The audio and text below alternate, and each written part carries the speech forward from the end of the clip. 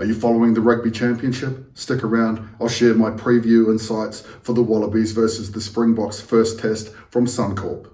Hey everyone, it's Coach H here, and you've found Inspired by Union, a channel where I discuss Southern Hemisphere rugby. Let's dive right in.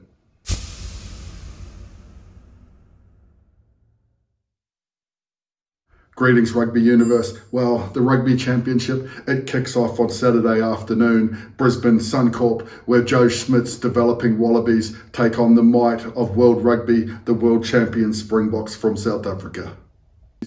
Springboks. To me, the Springboks definitely are the most settled side out of the four championship teams. Total clarity around their DNA, they know their keys to success.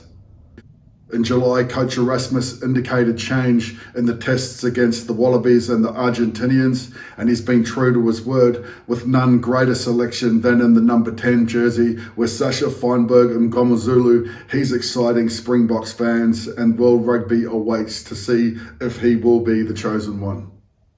We see Feinberg slot in behind a world-class pack full of World Cup winners, whilst Alreglo, he packs down at the boot of the scrum. He's joined in the trio by the world-class Khaleesi and Dutoy. Will we see the two flankers sit out on the edge and attack in the wide channels as in the first test against the Irish? Joe Schmidt would have looked at the work that the Irish done at the breakdown. He'll be tasking his Wallabies to slow down South Africa's two-man forward pods with the extra back. Malcolm Marx, he's deemed fit and he spearheads the real advantage in my point of view for the South Africans, and that's the bench. The 6-2 split points to a forward onslaught in the second half. It'll be anything superior that the Welsh could muster in the July series that the Australians will face this weekend. Wallabies. The Australians, they actually have a wonderful record against the South Africans in Brisbane, and at Suncorp, they've won 10 of their last 11 encounters. Noah Lolesio, he returns to the 10 jersey to rekindle his playing relationship with the experienced Jake Gordon, whilst Carlo Tizzano gets a debut. The West Australian pilferer, he joins an exciting back row with hometown hero Harry Wilson and the ever-reliable power forward Rob Valentini. Alator, he shoulders the captaincy duties, and his pack will be striving for parity at set piece. The impressive Kai Leia, he's got the number 1 jerseys and the duties at loose head.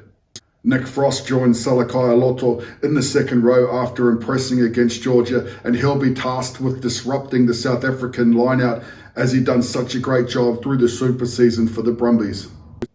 I dare say the Wallabies would have preferred facing the Pumas first up, but it's a challenge that they should relish, and Joe Schmidt will be keen to find out and gauge where they really do sit in the World Rugby pecking order. This continuity in the back three and right at the custodian's role will be given a license to roam, whilst we've seen Dongunu pop up all over the park in the July series thus far. The Wallabies have traditionally played a game style that's up to set the South Africans' flow. They'll be a sterner test than the rabble that was put together under Eddie Jones last year. So what's my pick? Well, the Wallabies, they'll come away from this game known for their bravery. However, it'll be the South Africans bench that gets the job done at the end of the day. Springboks by 14.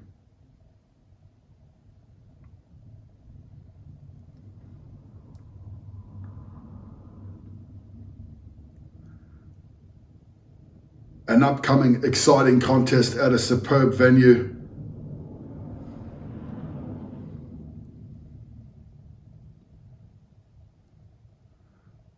So a contest between two sides.